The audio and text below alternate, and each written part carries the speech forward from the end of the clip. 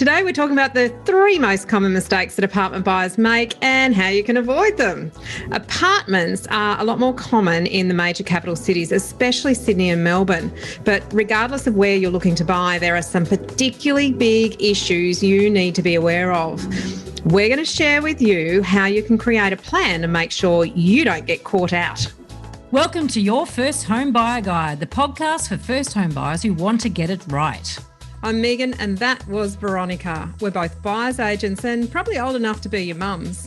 But that's a good thing because between us we've got over 40 years experience and we are going to share with you bucket loads of stories about avoidable mistakes. Together we're going to make sure that you get unbiased and real information that you can rely on so you can get where you want to be without missing a step. Now, we've got loads of great tips for you in this episode, and if you'd like more useful tools, head over to the website homebuyeracademy.com.au. There you'll find free checklists that you can download, a free mini course on how to price a property, and our Where to Buy workshop for only $39. Priceless stuff, really. Bargain. But before we get into the interesting stuff in this week's episode, here's the boring bit, the disclaimer. You, of course, know that nothing in this podcast is to be taken as personal advice. We always recommend getting the advice of an expert in their field of expertise. Now, we've done our very best to ensure that the content is correct at the time of recording, but things change. So check with the relevant government authority or your advisors to get the most up-to-date information.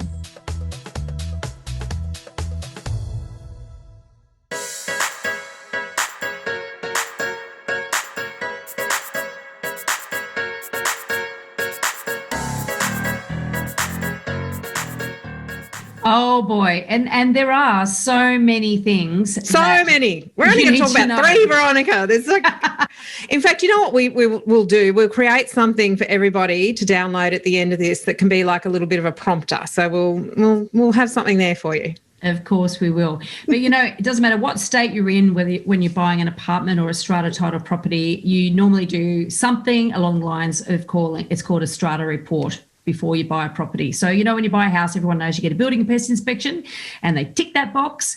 Well, with strata, it's like you get a strata report or the equivalent in whatever state you're in, right? And then you tick that box. The problem is it's not as simple as ticking that box. There's a lot more that you need to understand because you're buying into a community effectively. So like you're buying into an arrangement where you live with other people. It's a whole democracy all of its own, but also often under the one roof. Often under the one roof. And you've also got responsibilities and obligations to that community and to that building too when you buy into a complex. So let's run through. And they've got responsibilities and obligations to you, yes. But you've got to understand where those responsibilities and obligations start and finish, because you know, and I have found and heard horror stories of people who have entered into these kind of living arrangements and bought into complexes without really understanding the implications on their lifestyle of what actually can be imposed on them.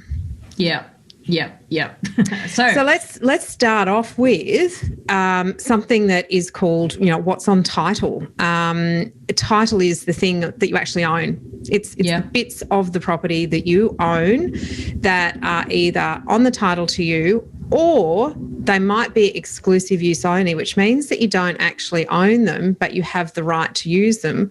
Or they might be common property, and that is everybody can use them and you don't have any exclusivity or particular rights more than anyone else does. I mean, this is such a big one because I know when you did Location Australia, there was an absolutely crackingly bad example of this.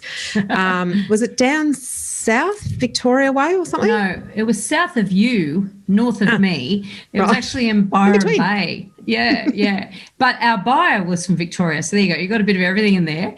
And look. Details, schmeetails. So the thing is that when you're buying a strata property, people just assume, I guess, that what you see in front of you is what you have, right? So in this particular example, we were looking at a villa in Byron Bay and there was an outdoor area. So a villa has, it's not sort of stacked on top of each other. It's just its own level, but it could have a common wall.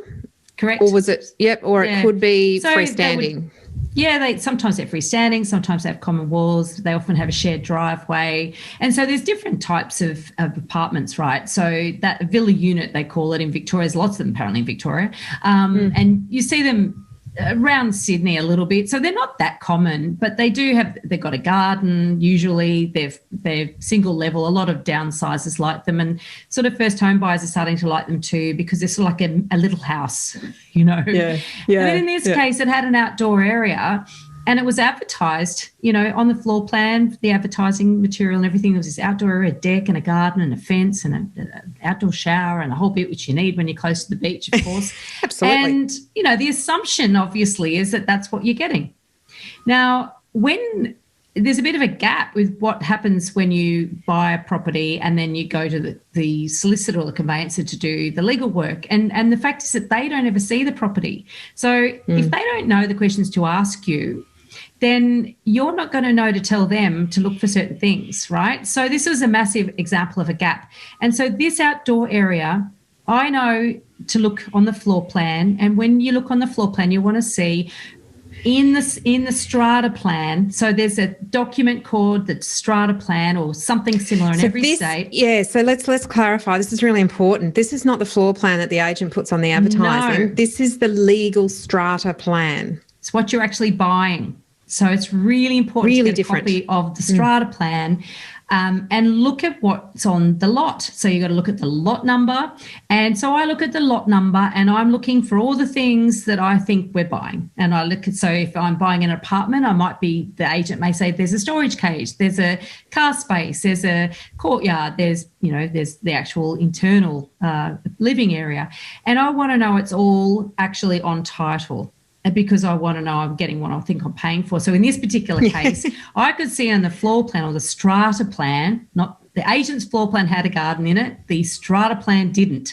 And I'm like, oh, there's a problem.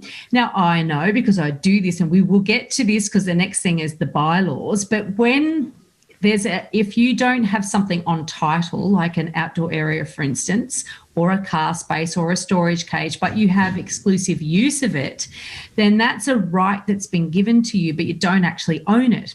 So, and that will be in the bylaws. And I want to know things like, okay, A, has that right been given? B, is there an expiration date on that? C, can it be voted out by other people? Yeah. So these are all things that obviously a lawyer can advise you on, but I know enough that I would look for that. Well, I immediately look to the bylaws. So I think, okay, if they've got exclusive use, I know there will be a bylaw. Yeah. And so I look in there and there is a bylaw, I go, yay. And then I realise that the bylaw is only for half of the outdoor space as has been used by this owner. And so there was a deck, and it was quite beautifully done, wasn't it? Like, it was really quite personalised, and it really felt like it was part of your property. It added value, put it that way. And so the deck had been approved, the garden hadn't. And so there was a wall and a gate that shouldn't have been there. And so I drew that to the attention of the lawyer, and then the lawyer makes inquiries with the vendor's solicitor. And of course, then it turns out the vendor actually bought it like that. The vendor thought that they got the garden too. Nobody picked it up. Oh, so it was a bit historical. So we had to negotiate prior to going to auction. Now, ultimately didn't even buy this one. We got blown out of the water at auction. But the point being that we do you think, can I just pick up on that point? I want to let you finish, but I don't want to leave it. You got blown out of the water at auction. Do you think that those people who paid far more than you didn't understand the implications of it being only partly on title, not really? You got it. 100%. They had no idea. No. So actual in lack of knowledge meant they paid extraordinary overs by the sound of it. Yes. And in fact, in a hot market, that is one of the big, big dangers people get drawn into. And this is a massive mistake particularly with apartments, not doing all of your due diligence. It's so much better to let something go if you're being rushed by agents, or you're being rushed because the market's so hot and somebody's throwing hot offers or whatever. If you haven't got time to properly make sure and dot those I's and cross those T's, yes, you could easily buy a property and think you're getting something that you weren't actually getting. So that is frightening, isn't it? frightening. And so I will look, but sometimes I've actually, believe it or not, I've discovered a storeroom that the vendor didn't know they owned. So it can go the other way. Because they do on the strata plan, they have there's, really old buildings have square feet, right? But most buildings have square meters. And so they have square meters on title in total. And so you start adding it up. You go, well, there's the floor plan. That's X amount of square meters. And we've still got another 20 to go. Well, what else is there? I find how's that for a hot little tip, everybody? So Veronica's saying, don't just look at the floor plan that the agent puts online. That's a good starting point. It raises your awareness to things about questions you might want to ask. But then dig in deeper, start adding up. If what is actually on plan doesn't add up, either it's too much or it's too little, then there's a whole lot of questions that you can ask there that will reveal an awful lot more before you even start working out what to pay for the property. Absolutely. And so, when you realise there's 3 square metres unaccounted for, and I'm like, go hunting through the strata plan, I find this little web of storage cages. I'm like, there's a storage cage on title. Of course, then I go and inspect the property again, because a lot of people only look once and they're rushed to buy it. Go and have a look at the car space. We're going back to, what is on title? What are you actually buying? Make sure you get what you think you're getting. I've gone down and hunted it out, found it. So there you go. That's on title. So the new buyer can go and get a storage cage for free, effectively. Got a storage cage. You just mentioned car parks. We have actually looked into apartments where car park has been noted as being, part of the property that you're buying, part of the apartment that you're buying. But when you look at the strata plan or community title plan, it is actually just exclusive use, and that has a very different value proposition. And it's really important to understand that, because you don't want to be paying for something that you don't own. And actually, if it can be voted, if the change can be voted, then you may actually lose that car park if there was a vote, if it was put to a vote that you depending on what the bylaws say. Yeah. Interestingly enough, I always look at car parks for lots of reasons. I've gone and looked at properties and found that the owner's been using the wrong car park for years. That's actually not theirs on title. Of the strangest things. And so I've also gone and looked at one property where the car space sort of nosed in under the ramp going up to the next level, which meant that unless you had a very short car, you couldn't actually park in it. Now, it had... Or a very low sports car. A very low car or a very short car, right? So, and yet on the title, it's got the actual dimensions marked out, because on the floor, on the ground... On the actual ground, that's it's there. The size. But it's just that volumetric part of it isn't going to allow for an awful lot. Yeah, you couldn't get a bonnet under it. And in fact, what it was very funny, because this particular property had been rented out, it had this huge wad of foam taped onto the edge of this lamp because they kept driving into obviously nosing and just squeezing it as close as possible until they got wedged underneath it, God, can you imagine the front of the car? How many times have they gone under and just dinted it down a little bit? Not only that, but you think about this, when cars, they sort of drop a little bit when you get in it. Yeah. And so you need to get 4 people in it to be able to get it out from underneath the ramp. Can you imagine you've got your neighbours walking past and you go, can you just pop in my car so I can back out from under the ramp? I need to let air out wedged myself a little. Let the air out of your tyres so you can get out of your car space.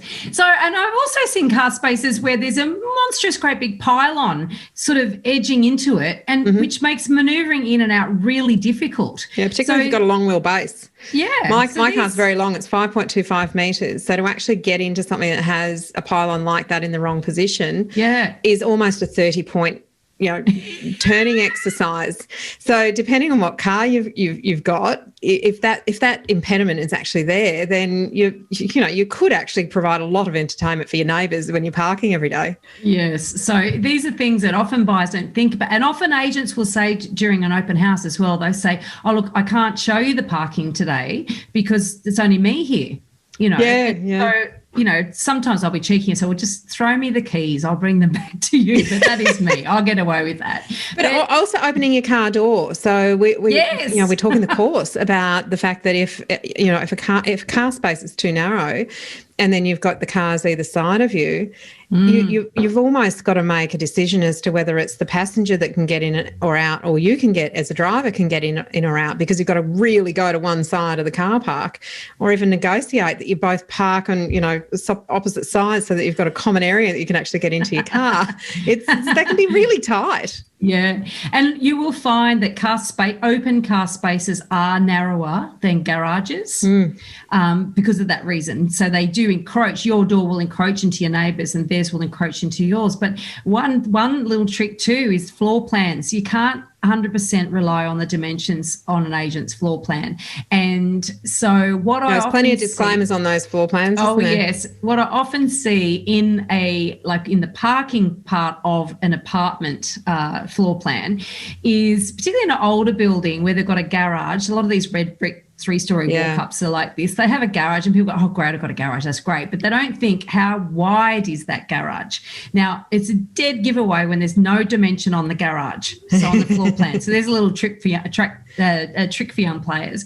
And I have seen garages as narrow as 2 metres, and you cannot really properly park any decent-sized car in a 2-metre wide garage. Yeah. Really, 3 metres is starting to get tight. Even a 2.5 is tight to, a 2.5 is quite tight to open your door and effectively get in and out of the car, and it's only one side of the car that you can get in and out of. Yep, or your passengers get wet in the rain. You get out. I can't get it. You won't be, or you'll be sleeping in the car. So, these are important things, because a lot of people, they get caught out. They're like, oh, it's got a garage, oh, good. Like, can you get into it? Can you fit a car in it?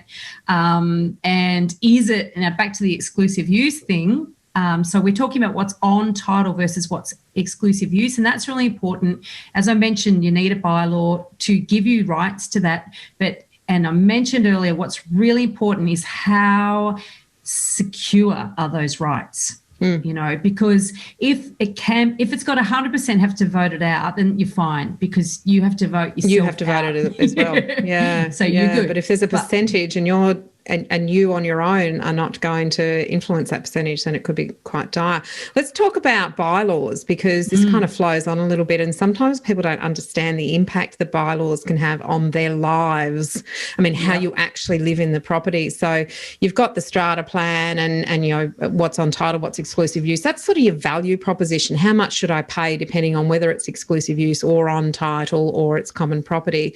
But bylaws in a lot of ways are your livability in the property, and they govern how much the community or the strata can influence what you do and don't do. And I remember being a very, very green agent, and it was one of the first apartments that I sold, and not really having enough knowledge, and I guess that's the value of having a long time in the industry, is I had no concept that the bylaws could actually dictate what day you could hang your washing on the line.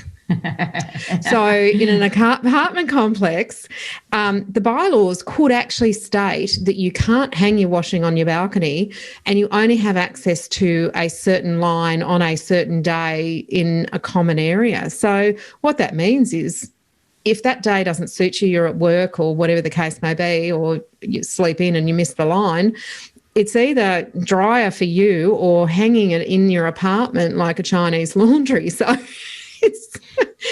it seems like a small thing, but, it actually can impact your livability on the property, the bylaws. Yeah, absolutely. They're all about, it's community, as mentioned earlier on. It's a society, effectively, and some people call it the fourth level of government.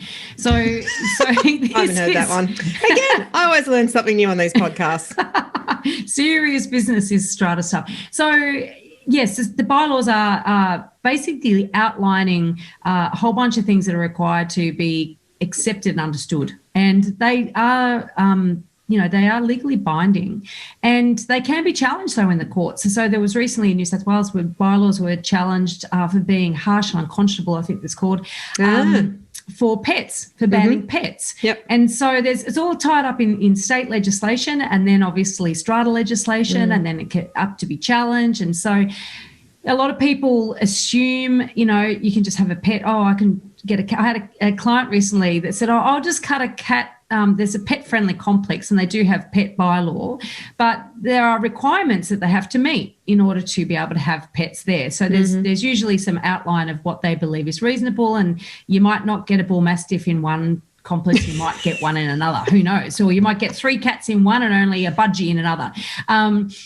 So she said, oh, look, I'm going to cut a cat door in, because she was against the garden, the common area. So I'm going to cut a cat door in the window. And I went, I don't think you're going to be able to do that. I'm not sure about that, because that's an external wall, isn't it? Well, it's not just that. It's just that because, they're not going to allow pets in the complex to have those pets then roam around the complex. It's just not going to happen. Yep. And they usually say things like that, that the pet must be kept within the lot, wholly and solely within the lot, and that's the lot is whatever you own. And it has to be carried or restrained. So it has to be on a leash or has to be in a cat cage or something whilst on common property. So there will be requirements, sometimes size requirements, sometimes the whole noise requirements, et cetera, et cetera. Yeah. And so these do affect your livability, like you said. Yep. Look, a big one up here is, of course, we have an outdoor lifestyle, we have warm weather, people like to barbecue, and there are certain bylaws in some complexes where you're not allowed to have a gas cylinder on your balcony because of the risk of explosion and fire. So it's a common sense kind of one. It makes sense. But if you're thinking that you're going to be able to have friends over and have barbecues on a Sunday and it's going to form part of your lifestyle, but the bylaw actually prevents that, so that could have an impact on how you use your apartment and your entertainment capacity, because you might have to go to your common areas to actually do that. And in some places, you've got to book the common areas to be able to use the barbecue. So it may be that the weekends that you want to use it, someone else has already booked it. So this is all these layers. I love that 4th level of government. That is an absolute, it just describes it so well, because if you put that gas cylinder on your balcony, and of course they're going to find out, because one of your neighbours will always dob you in. Just don't think you can ever hide anything in a strata complex. It's sort of obvious as well. Most balconies are fairly visible. But the thing too, not just barbecue cylinders and the fire risk, but the actual smells, the cooking smells. So you will actually have some strata plans where they've actually got a bylaw saying you can't have a barbecue on your balcony purely because they don't want other people's cooking smells wafting around in other people's apartments. And this is the thing, people say, oh, I don't like that idea. I don't want to have the control of living in strata or have someone else tell me what to do. But you know what? If you lived in a terrace house and your neighbour's just as close to you really as your neighbour in an apartment building and they're doing it, you've got no say. None. None whatsoever. So in some ways it's good and in some ways it's very restrictive, but very much understand. And look, in New South Wales, the bylaws form part of the contractor sale. And I do believe they form part of the Section 32 in Melbourne, in Victoria. We have to brush up on our Melbourne legislation. In Queensland, it is. How does somebody get a set of bylaws? It's a disclosure statement. So the disclosure statement has a limited amount of information that needs to be on it. It is actually part of the body corporate record search to get the bylaws, and even the strata scheme isn't required to be provided by the seller. So there's a very limited amount of information that needs to be on there. It's usually the lot entitlement. So I actually heard on a podcast the other day someone say that if you're an owner of one apartment in a complex of 10, then you own a tenth of that complex, and your voting rights are 1/10. Well, that's actually not correct, because when the scheme is set up, there can be different entitlements assigned to apartments according to their size, and some have 2 car parks, and some use certain lifts and others don't use lifts. So actually, entitlements aren't calculated on a just percentage of the number of complexes, and that's a really important one to understand as well. But that's one of the small pieces of information that is on the disclosure statement, what the levies are and what the sinking fund balance is and what the insurance information is. So pretty limited in Queensland, which is why it's so important to know what questions to ask, where to get the information, and to make sure that you've got clauses on your contract that allow you to terminate if you find adverse, things that aren't going to work in your favour or just are really deal breakers for your livability. But Veronica, talking about deal breakers, just let me give you a couple of deal breakers. Literally last week, we were at the wire about to enter into a bidding war on an apartment in Sydney for a client, and we had done all of our due diligence, and that's all the checks and looking through the strata report and all the rest of it. And one of the things that we do when we look through the strata report, and we teach you this in the course, by the way, is really what to look for and where the holes are. And in this particular case, the apartment had been renovated by the owner 11 years previously. And the agent said to me, the owner's on the strata committee. Of course, it's been approved. They knew exactly what to do. It's all been done above board. It's been done so well, et cetera, right? So that was the first thing. I was like, that's good. The next thing was that this particular building, there's this certificate called annual fire safety certificate, and they didn't have an up-to-date one in there, and it's 7 stories high, I think, from memory. Okay. And I went, don't like that. And so we went back to, why don't they have one? Oh, yeah, they're going to get one. And I'm like, why haven't they been required to have one? And the councils in New South Wales have a responsibility here, and so they will often go and inspect a building, and if they find it wanting, they will actually slap what's called a fire order on it, and they will say, right, you have to upgrade, you have no choice. Ooh. And they'll have a time frame. Sounds like money to me. Things like is a lot. I've seen bills up to $2 million for this, right? $1 and $2 million, not unusual. Every single front door replaced. All the sprinkler systems throughout the entire building replaced. Fire escapes, change, put in whatever. I mean, lots and lots of changes in these buildings, right? So you don't want a building to be slapped with a fire order, because say there's 50 apartments in the building and they get $1 million bill. That's a lot of money that hits your back pocket. We worked it out based on the unit lot entitlements that you mentioned earlier, because that's your proportion of whatever bill gets slapped on the building. That's what you're up for. And we worked it out that if it was $1 million and if we bought it, this particular owner would need to cough up $33,000, right?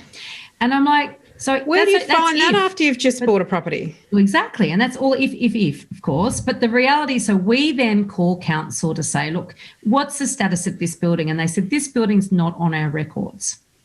Now, because we buy so many buildings in this area, we know that's a warning sign. It may never happen. They may never have an order slapped on them. Maybe they comply, but we don't know.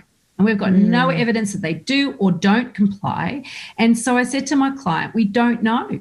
And so if you can take the risk, you knock off whatever we think it might get to, worst case scenario, knock that off your purchase price, maybe then it would still go ahead.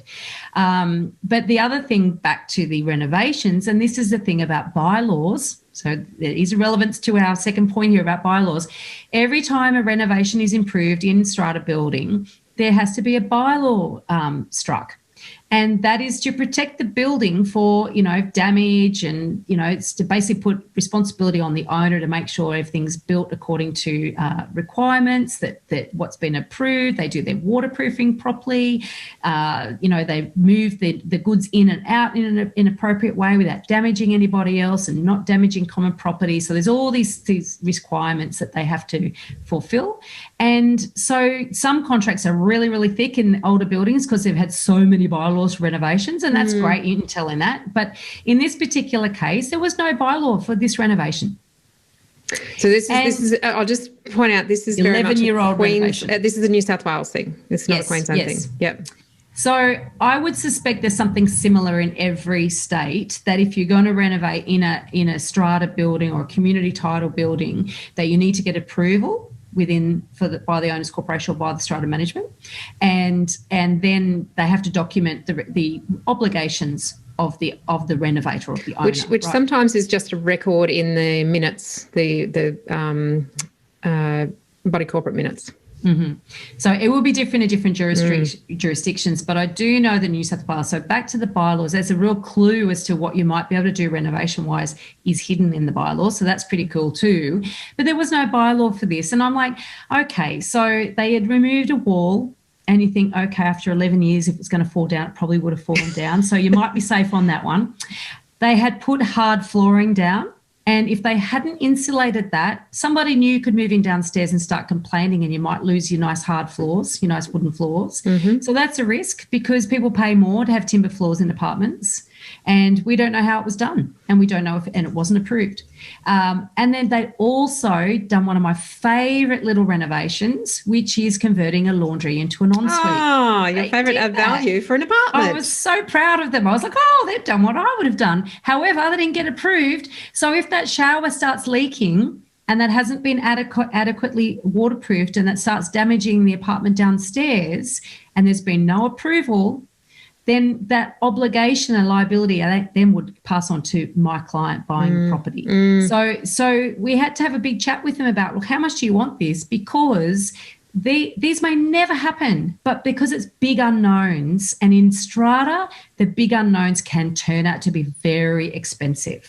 And I guess that's the value of a buyer's agent, isn't it? We consider ourselves, our philosophy is we advise, you decide. So I think the important thing that you've just pointed out there is you've advised them what the risks are. They've now got all the information that they need to make a really good decision. That's what we want people to do, is know the right questions to ask and how to ask them and how to interpret the information so that they can make a decision. You can make the decision to go ahead with something like that, but you've got the information and you know what the impact might be. Worst comes to worst. It's not going to be a surprise. Absolutely. Yeah. So there's a lot of information in the bylaws, so I highly recommend you read them. Yes. And they can be boring. They can be very boring. There's things like air conditioning, the process for approving air conditioning. And if there's not an air conditioning bylaw, you think, oh dear, can I get air conditioning? Yeah, perhaps they've voted it down every time that someone's applied for it. And that's almost becoming a requirement now, isn't it? People want that air conditioning. Yeah, okay. Let's visitor parking is a big one. So I lived in an apartment just for 12 months in between houses when I was doing a renovation. And it was a reasonable size complex, and there were only about 7 or 8 visitor car parks for what was a pretty big complex.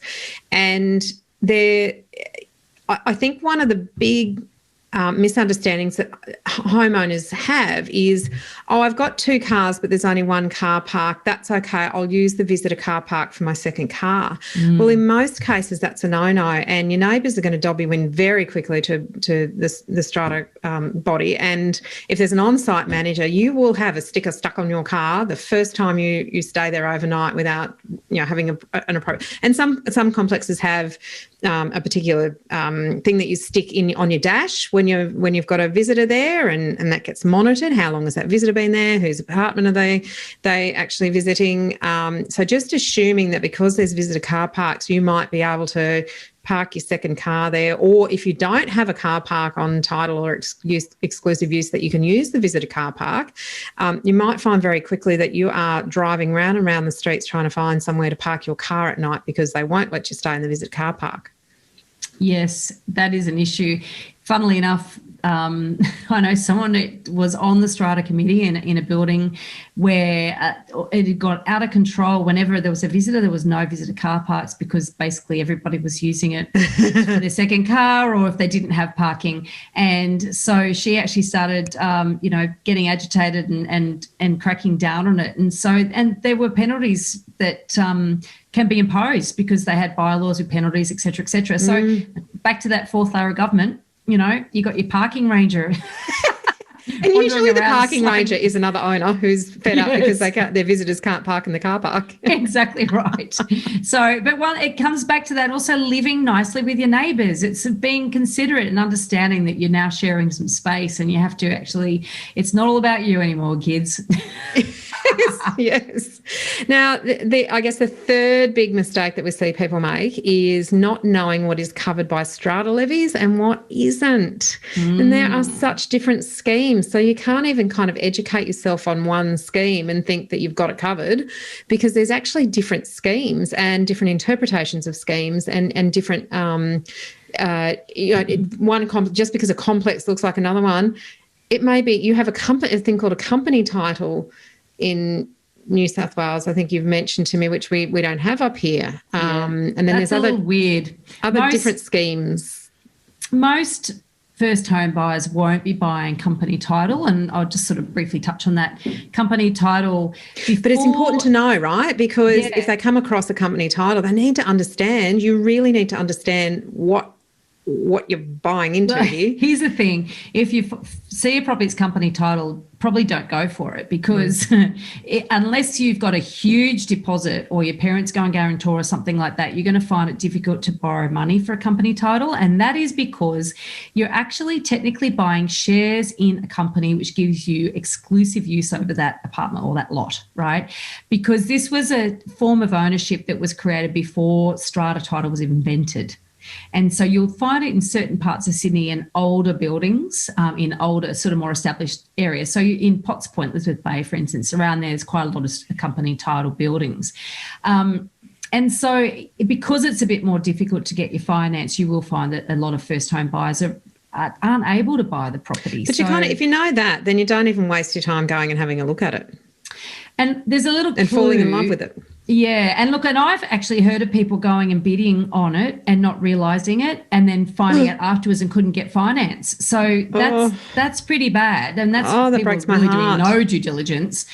So the thing is with company title, right, there's a couple of little giveaways. The water rates are always included in the strata levy, in the levies. They're not strata levies, they're company levies. The water rates are always included. So if you see ever on an ad it says levies including water, probably company title. Red flag. Little tip there. And the other thing too, quite often, look, most agents are smart enough to make a point. It's strata title or it's company title in the ad, but they don't always. So if it doesn't mention it and then you're buying a property in an older section of town, then ask the question, is it strata title, just to find out. But with what is covered by the strata levies, a lot of people say, I don't want to buy an apartment because I don't want to pay levies. And I get that, except so they're paid every quarter, and they are calculated for two things. One is the admin fund, so that's to run the building, and that's like the lights and the power for the insurance, intercom and the insurance and the gardening and just the general corporate managers. Yeah, if there's an on-site manager or a building manager, whatever. All of that sort of day-to-day running of a building, that's what that covers. And did you say strata manager? Yep. Those fees come out of the admin, right? And then there's what used to be called the sinking fund in New South Wales. Now it's called the Capital Works Fund. I think it's still called a sinking fund in Queensland, yeah.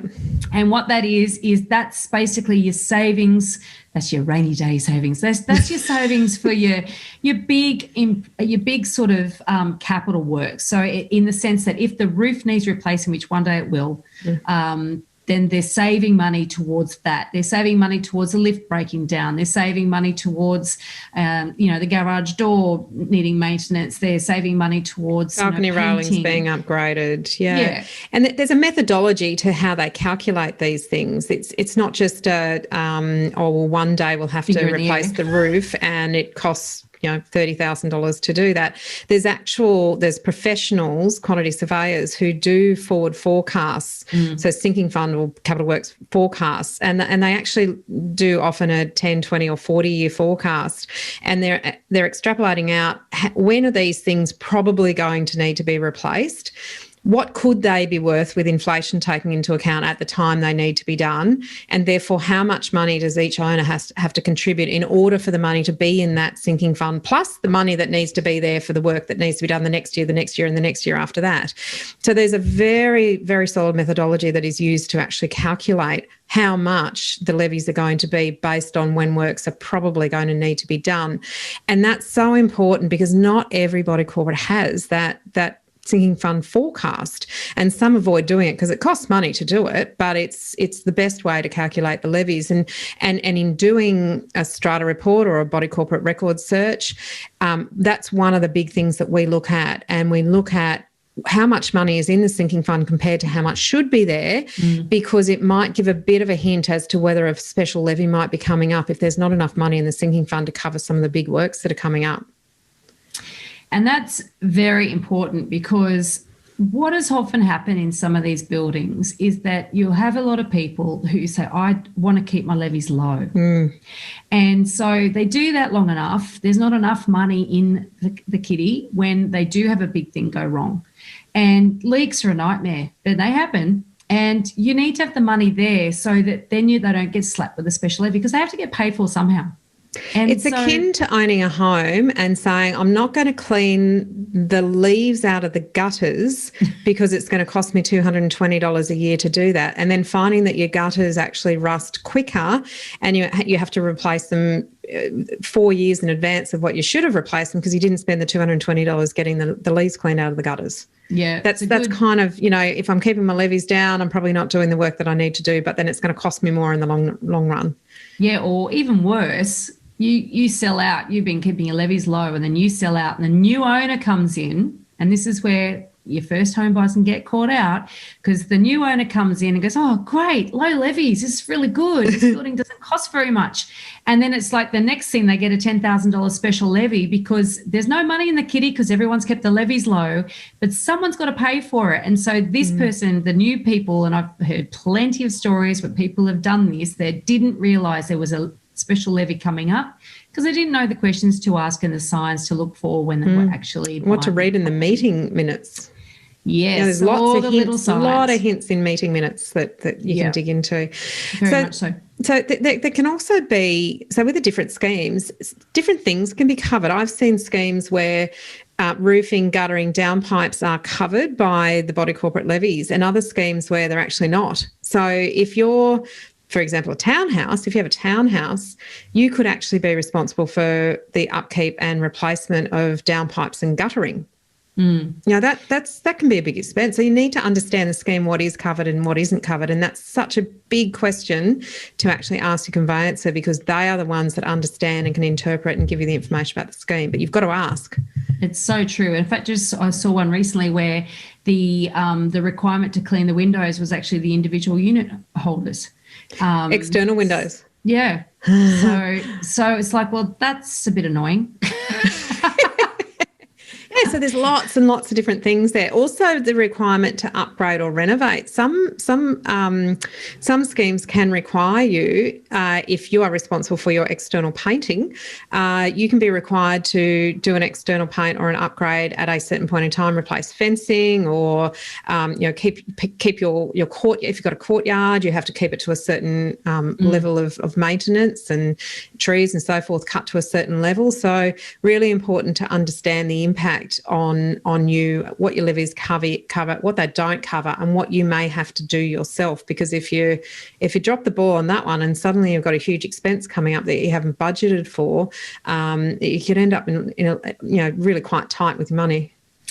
Very much so. It's strata can be great. Because, there's... This is not about talking about a strata, by the way. This is not... No. This is not an anti-strata podcast. This is actually, the common mistakes and how you can inform yourself and be aware of them so that you don't end up in a pickle like some people have.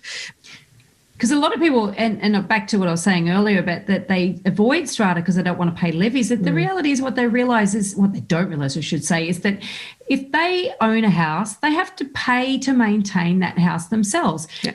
Granted, they're not forced to budget in a quarterly manner in the same way you do with a strata plan.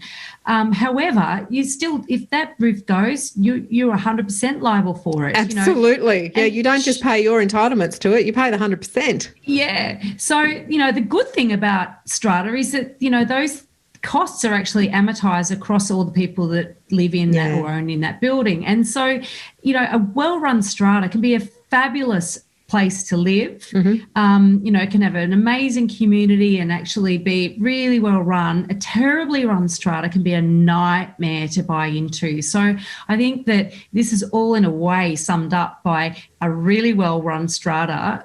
That's what you're looking for when you're buying, and you're looking for signs to avoid is those signs of a poorly run strata. You do not want to be buying into one of those buildings.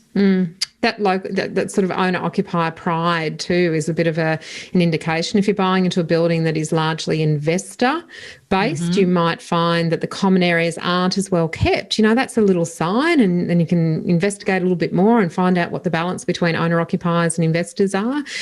So how it presents and how well it's kept can often be an indication of how well the body corporate or the strata managers are actually looking after the building, and how house-proud the people who live there are. Because you do want to live amongst people who are as proud of their homes as you are. You don't want to be walking through leaves that have gathered in the lift well because no one's actually cleaned them out, or the security door is constantly open and has a brick in it holding it open. Where's the security in that? Because people forget to take their key. So these are all little signs to look for along the way. Veronica, it pays to have a list of questions to ask the agent or your conveyancer. I think it's really important that people don't rely on someone else to tell you what you need to know, but actually inform yourself. 100%, because the thing is that, as you and I both know, and we talk about this in the PACE course, guys, honestly, it's $749. It's money well spent. So I encourage you all to do this if you're listening to this thinking, oh my God, I really need to swat up on this stuff. Early on, the very first part of the PACE process is preparation, and it's actually, getting your A team, getting the advisors on board. Now, there's good conveyancers, there's bad conveyancers. That episode with Jenny Tonner a few back, the conveyancing episode, questions to ask a conveyancer, listen to that one. There are conveyancers that won't know what to look for, and you need to take responsibility and understand what you need to be asking and what you need to be looking for, because I've heard a lot of lawyers read strata reports and all they do is comment on the sinking fund balance. That's all they've got to add to the conversation. And check that the insurance amount is reasonable. Reasonable compared to what? And there's a hell of a lot more that you need to familiarise yourself with. And the thing is that a lot of people's eyes will glaze over and go, oh my God, it's all too hard, it's overwhelming. But the reality is that I tell you what's hard if you buy into a dud building. So, we cover so much of this in your first home buyer course. What are we doing here? We're going to give you a list. We're going to give you a download, aren't we? Yeah, let's give them a download. Let's give them a download. Just a few, 10 questions to ask yourself or your actual employed advisor. Remember, you should only trust the information that comes from someone that you're paying. Yes.